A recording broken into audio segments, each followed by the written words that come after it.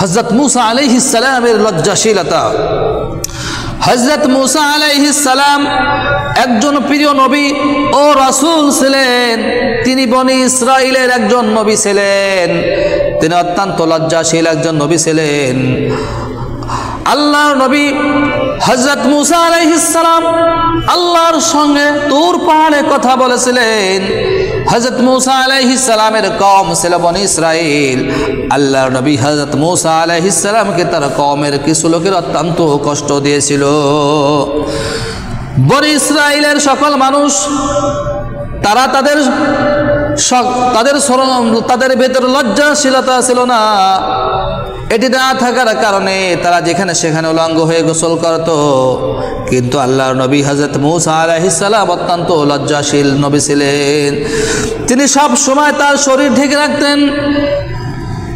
এই কারণে বনি ইসরাইল জাতি হযরত মূসা আলাইহিস সালামের বিরুদ্ধে মিথ্যা অপবাদ দিয়েছিল। তারা বলেছিল আল্লাহর নবী হযরত মূসা আলাইহিস সালামের শরীরে কোনো দোষ আছে, তিনি একশিরা অথবা শ্বেত রোগী বা অন্য কোনো সমস্যা আছে, তার বিরুদ্ধে মিথ্যা অপবাদ দিয়েছিল।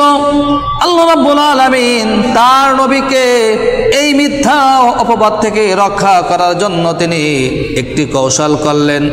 আল্লাহ রাব্বুল আলামিন এর নবী হযরত মূসা আলাইহিস সালাম এক সময় নির্জন জায়গায় তিনি গোসল করার জন্য তার শরীর থেকে কাপড় চোপড় খুলে ফেললেন।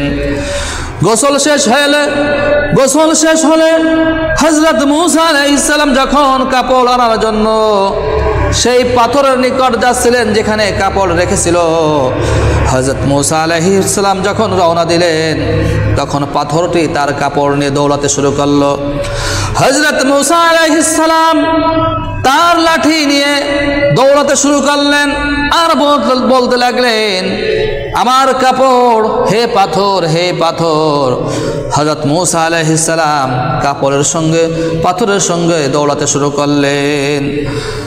এই পাথরটি যখন বনি ইসরাইলদের একটি জনসমাবেশে উপস্থিত হলো, হযরত মূসা আলাইহিস সালাম ও পাথরের সঙ্গে দৌড়াতে দৌড়াতে ওই জনসমাবেশে উপস্থিত হলেন।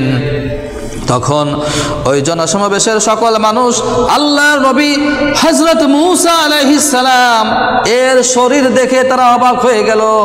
তারা বলতে লাগলো যে মূসার বিরুদ্ধে যে মিথ্যা অপবাদরা দিয়েছিল তার শরীরে একশিরা বা বিভিন্ন ধরনের সমস্যা তার শরীরে আছে, কিন্তু এই কোনো সমস্যা না থাকার কারণে তারা বলতে লাগলো আল্লাহর নবী হযরত মূসা আলাইহিস সালাম আল্লাহ রাব্বুল আলামিনের একটি অপরন্ত সৃষ্টি, তার ভিতরে কোনো সমস্যা নেই, তার শরীর সকল প্রকার দোষ ত্রুটি থেকে আল্লাহ রাব্বুল আলামিন তাকে মুক্ত করেছে। আল্লাহর নবী হযরত মূসা আলাইহিস সালাম তার হাতের লাঠি দিয়ে ওই পাথরটিকে 5টি আঘাত করলেন।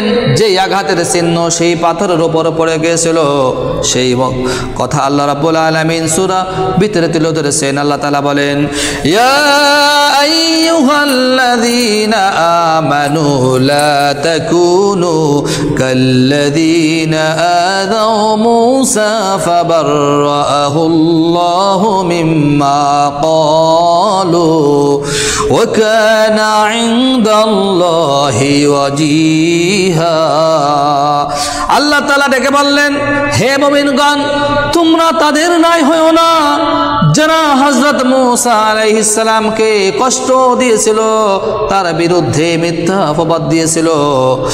আল্লাহ রাব্বুল আলামিন সেই অপবাদ থেকে তার নবী হযরত মূসা আলাইহিস সালামকে উদ্ধার করেছিলেন। আর হযরত মূসা আলাইহিস সালাম আল্লাহ রাব্বুল আলামিন এর একজন সম্মানিত নবী ছিলেন। এইভাবে হযরত মূসা আলাইহিস সালাম অত্যন্ত লজ্জাশীল একজন নবী ছিলেন।